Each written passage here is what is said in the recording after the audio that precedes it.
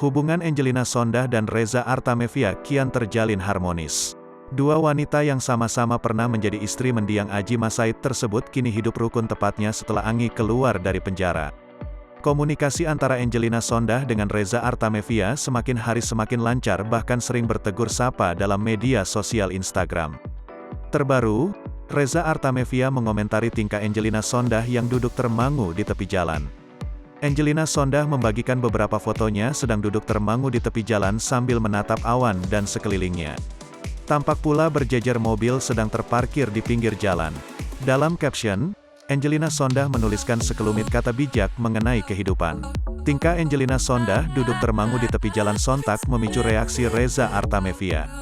Ibunda Alia Massaid tersebut lantas memberikan komentar melalui kolom komentar postingan itu. Reza Artamevia menyoroti rutinitas Angelina Sondakh yang kian sibuk berkelana.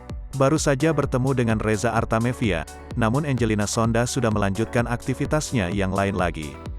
"Waduh, sudah kemana lagi ini Momi?" komentar Reza Artamevia.